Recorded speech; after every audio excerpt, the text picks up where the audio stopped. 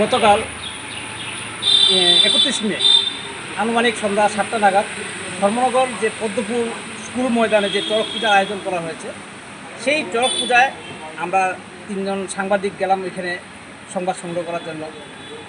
সংবাদ সংগ্রহ করতে করতে আমরা যখন বিভিন্ন ছবি তুলছি, সেই সময় দেখা গেল একটা সাইডে ওই চড়ক গাছ যেখানে ঘুরে তার ঠিক সাইডে জুয়া খেলা চলছে। সেই জুয়া খেলার ছবিটা যখন আমরা তুলতে যাই, তখনই হঠাৎ করে কয়েকজন দুষ্কৃতীরা, ওইখানে উপস্থিত থাকা কয়েকজন দুষ্কৃতী আমাদের উপর প্রথমে আক্রমণ করে।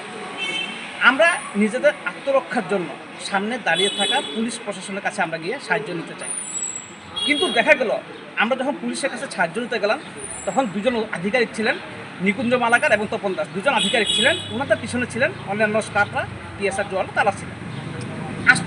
আশ্চর্য, নিকুঞ্জ দেবনাথ সম্ভবত। আশ্চর্য ব্যাপার, পুলিশের সামনে আমাদেরকে প্রচণ্ড মার মারল। পুলিশ একটা বারও এগিয়ে আসলেন। নীরব দর্শক ভূমিকা, পুরো নীরব দর্শক। কারণ জুয়ারিরা ভাবলো তাদের ছবি আমরা তুলে ফেলেছি, এখন এই ছবি ভাইরাল হয়ে যাবে। যেই কারণে আমাদের উপর আক্রমণ করলো। শুধু অবাক লাগে পুলিশ প্রশাসনের কার জন্য। আমরা সাংবাদিক হিসেবে কি আমরা সাহায্যের জন্য চাইলাম, জোরে জোরে চিৎকার করলাম, আমাদের সাহায্য করুন, আমাদের বাঁচান। একটা ফোঁটা এগিয়ে আসলেন না দুই অফিসার। এটি তার পরবর্তীতে কোনো ক্রমে বাঁচিয়ে এখান থেকে বেঁচে গিয়ে বাইরে গিয়ে এসপি স্যারের কাছে প্রথম ফোন করলাম, উনিও ব্যবস্থা নিলেন। তারপর পরিত্রকে সবচেয়ে বেশি আক্রমণ করে উনিও কোনো রকমে সেখান থেকে বেরিয়ে এসে আমরা থানায় আশ্রয় নিই। পরবর্তীতে আমরা মেডিকেল করাই। আজকে আমরা এই মুহূর্তে এখন ধর্মনগর থানায় এসে এই লিখিত অভিযোগ করলাম। যেহেতু আমরা দুষ্কৃতীদের চিনতে পারিনি, কারণ প্রচুর জনসমাগম ছিল, সেই জায়গায় 5-6 জন দুষ্কৃতিকারী আমাদের উপরে এই আক্রমণটা করে, মানে প্রচণ্ড মারধর করে, প্রচণ্ড। এটা ভাষায় বলা যায় না, কিন্তু পুলিশ আধিকারিকের যে উপস্থিত থেকে আমাদের যেভাবে যে দিকে খালি চেয়ে থাকলো, কোনো এগিয়ে আসলো না, খুব দুঃখের ব্যাপার এই জিনিসটা। কজন ছিলেন? আমরা 3 জন ছিলাম। কি নাম? আমি পার্থসারথী দাস ছিলেন, অরিত্র স্যার ছিলেন, খায়রুল স্যার।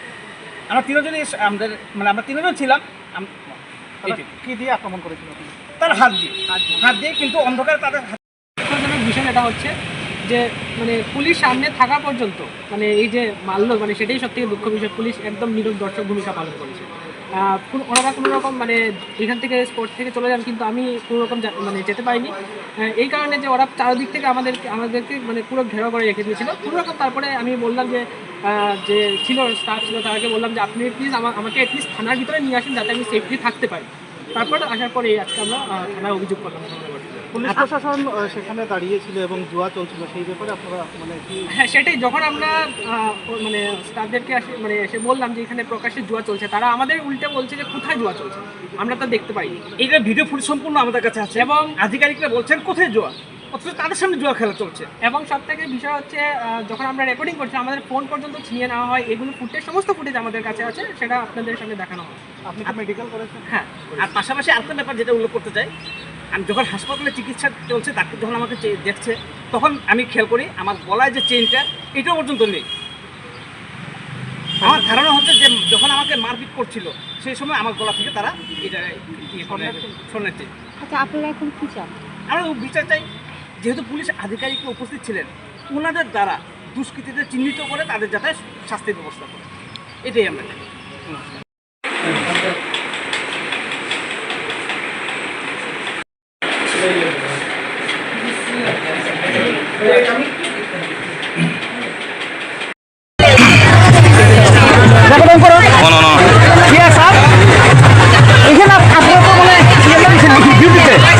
আপনাদের চোখের সামনে জুয়া খেলা চলছে,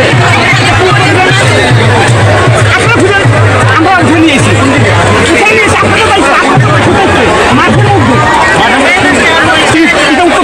আমাদের প্রশ্ন করতেছে। এই যে উনি আমাদের প্রশ্ন করছেন যে কোন দিকে, এখানে তো দুই জায়গার মধ্যে আমরা দেখেছি। না, আমরা 2 জায়গার মধ্যে দেখেছি, 2 জায়গার মধ্যে।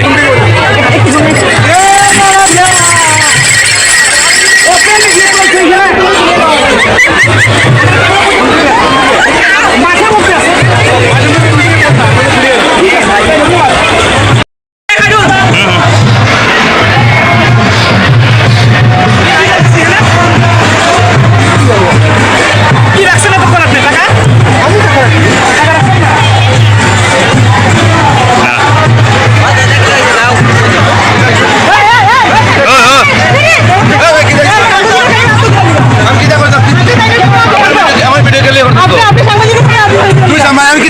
আমার ভিডিও করছে স্যার।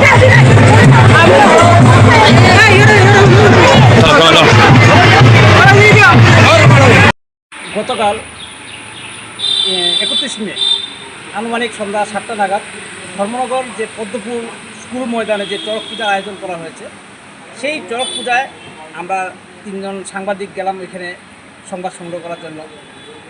সংবাদ সংগ্রহ করতে করতে আমরা যখন বিভিন্ন ছবি তুলছি, সেই সময় দেখা গেল একটা সাইডে ওই চড়ক গাছ যেখানে ঘুরে তার ঠিক সাইডে জুয়া খেলা চলছে। সেই জুয়া খেলার ছবিটা যখন আমরা তুলতে যাই, তখনই হঠাৎ করে কয়েকজন দুষ্কৃতীরা, ওইখানে উপস্থিত থাকা কয়েকজন দুষ্কৃতী আমাদের উপর প্রথমে আক্রমণ করে। আমরা নিজেদের আত্মরক্ষার জন্য সামনে দাঁড়িয়ে থাকা পুলিশ প্রশাসনের কাছে আমরা গিয়ে সাহায্য নিতে চাই, কিন্তু দেখা গেল আমরা যখন পুলিশের কাছে সাহায্য নিতে গেলাম, তখন 2 জন আধিকারিক ছিলেন, নিকুঞ্জ মালাকার এবং তপন দাস, 2 জন আধিকারিক ছিলেন। ওনাদের পিছনে ছিলেন অন্যান্য স্টাফরা, পিএসআর জওয়ান, তারা ছিলেন। আশ্চর্য, নিকুঞ্জ দেবনাথ সম্ভবত। আশ্চর্য ব্যাপার, পুলিশের সামনে আমাদেরকে প্রচণ্ড মার মারল। পুলিশ একটা বারও এগিয়ে আসলেন, নীরব দর্শক ভূমিকা পুরো নীরব দর্শক। কারণ জুয়ারিরা ভাবলো তাদের ছবি আমরা তুলে ফেলেছি, এখন এই ছবি ভাইরাল হয়ে যাবে। যেই কারণে আমাদের উপর আক্রমণ করলো। শুধু অবাক লাগে পুলিশ প্রশাসনের কার জন্য। আমরা সাংবাদিক হিসাবে কি আমরা সাহায্যের জন্য চাইলাম, জোরে জোরে চিৎকার করলাম, আমাদের সাহায্য করুন, আমাদের বাঁচান। একটা ফুটা এগিয়ে আসলেন না 2 অফিসার।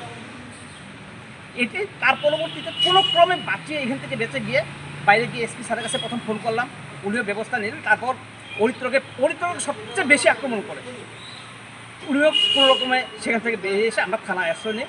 পরবর্তীতে আমরা মেডিকেল করাই। আজকে আমরা এই মুহূর্তে এখন ধর্মনগর থানায় এসে এই লিখিত অভিযোগ করলাম।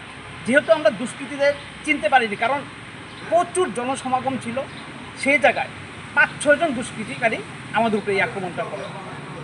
মানে প্রচণ্ড মারধর করে, প্রচণ্ড, এটা ভাষায় বলা যায় না। কিন্তু পুলিশ আধিকারিকের যে উপস্থিত থেকে আমাদের যেভাবে যে দিকে খালি চেয়ে থাকলো, কোনো এগিয়ে আসলো না, খুব দুঃখের ব্যাপার এই জিনিসটা।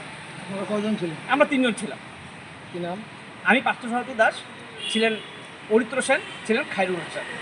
আমরা 3 জনই আমরা 3 জন ছিলাম। কি দিয়ে আক্রমণ করেছিল?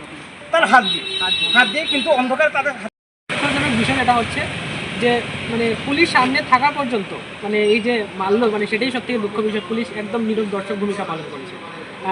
ওনারা কোনো রকম মানে এখান থেকে স্পট থেকে চলে যান, কিন্তু আমি কোনো রকম মানে যেতে পারিনি। এই কারণে যে ওরা চারদিক থেকে আমাদেরকে মানে পুরো ঘেরাও করে রেখে দিয়েছিল কোনো রকম। তারপরে আমি বললাম যে স্টাফ ছিল, তাদেরকে বললাম যে আপনি প্লিজ আমাকে অ্যাটলিস্ট থানার ভিতরে নিয়ে আসেন, যাতে আমি সেফলি থাকতে পারি। তারপর আসার পরে আজকে আমরা থানায় অভিযোগ করলাম। পুলিশ প্রশাসন সেখানে দাঁড়িয়েছিল এবং জুয়া চলছিল, সেই ব্যাপারে আপনারা মানে কি? হ্যাঁ, সেটাই। যখন আমরা মানে স্টাফদেরকে এসে বললাম যে এখানে প্রকাশ্যে জুয়া চলছে, তারা আমাদের উল্টে বলছে যে কোথায় জুয়া চলছে, আমরা তো দেখতে পাইনি। এইটা ভিডিও ফুটেজ সম্পূর্ণ আমাদের কাছে আছে এবং আধিকারিকরা বলছেন কোথায় জুয়া, অথচ তাদের সামনে জুয়া খেলা চলছে। এবং সব থেকে বিষয় হচ্ছে যখন আমরা রেকর্ডিং করছি, আমাদের ফোন পর্যন্ত ছিনিয়ে নেওয়া হয়। এগুলো সমস্ত ফুটেজ আমাদের কাছে আছে, সেটা আপনাদের সামনে দেখানো হয়। আপনি কি মেডিকেল করেছেন? হ্যাঁ, আর পাশাপাশি আরেকটা ব্যাপার যেটা উল্লেখ করতে চাই, আমি যখন হাসপাতালে চিকিৎসা চলছে, ডাক্তার যখন আমাকে দেখছে, তখন আমি খেয়াল করি আমার গলায় যে চেইনটা, এটাও পর্যন্ত নেই। আমার ধারণা হচ্ছে যে যখন আমাকে মারপিট করছিল, সেই সময় আমার গলা থেকে তারা এটা